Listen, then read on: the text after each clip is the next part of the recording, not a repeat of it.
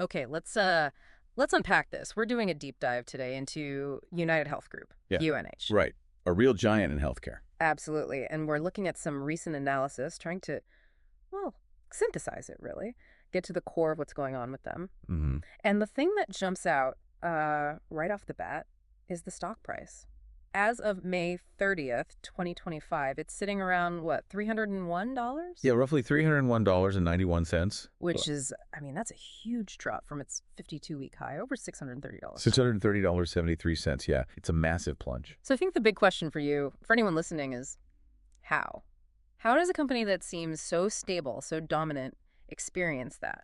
Well, first you have to understand what made UNH so strong historically, Mm. their foundation, what analysts often called their moat. A competitive advantage. Exactly. And that really came from combining two big things there, health insurance services and actual healthcare delivery, through Optum. Right, that vertical integration. That was always seen as their superpower almost. It gave them incredible scale, for one, diversification, too. It just felt resilient, like you said, a fortress. Yeah, a fortress. Yeah. But even fortresses can face pressure. And that's what the recent analysis points to. Several factors seem to be, Yeah.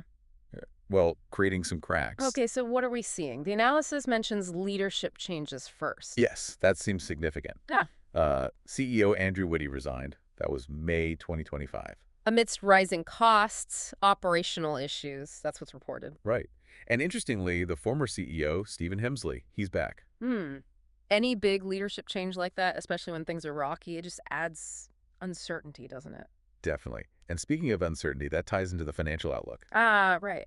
They withdrew their guidance for 2025. Precisely. And the reason they gave, escalating medical costs, specifically hitting their Medicare Advantage plans hard. Okay, so costs are rising faster than expected in a really key part of their business. It makes it tough to predict profits. Exactly. You can't reliably forecast if your core expenses are suddenly unpredictable. So we've got internal shifts, cost pressures. What else is in the mix? There's external stuff too, right? Legal scrutiny. Yes, that's another layer. The company's reportedly facing investigations. Relating to? Well, one is about alleged Medicare fraud, so questions about their billing practices. Okay. And another involves alleged secret payments, payments to nursing homes that might have been intended to keep patients out of hospitals, perhaps bypassing normal procedures. Wow. Okay, so those are serious allegations. Big reputational risk there on top of everything else. Absolutely. Legal issues like that cause major concern. But let's put this in context. If you look at their recent actual performance, like Yeah. Q1 2025, the top line numbers weren't exactly collapsing, were they? That's a really important point. No, they weren't. Despite all these headwinds, the core business is still huge. Yeah. Q1 revenues were, what, $109.6 billion? That's up almost $10 billion from the year before. Nearly $10 billion increase. And earnings. Adjusted earnings per share were $7.20. So yeah, the engine is still running, Yeah. generating enormous activity. Okay, so let's try to synthesize this. You've got this historical strength, the integration, the moat, still pulling in massive revenue. Right, the core model. But then, bam, leadership changes, unexpected cost surges, especially in Medicare Advantage, and these serious legal clouds gathering.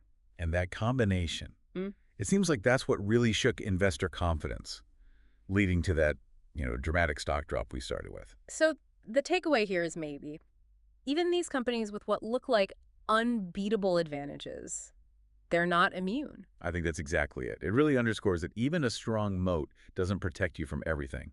Operational issues, cost trends, legal risks, they can hit hard and fast. Even if the revenue looks okay on the surface. Right. Scale and integration, they help, but they don't guarantee invincibility. It's a potent reminder. Fascinating stuff. And it makes you think, doesn't it? What does this UNH situation, what does it tell us about the risks inherent in these huge critical sectors like healthcare? How do these kinds of pressures ripple outwards, affecting not just the company, but the whole system? And ultimately, the people relying on it, definitely something to mull over.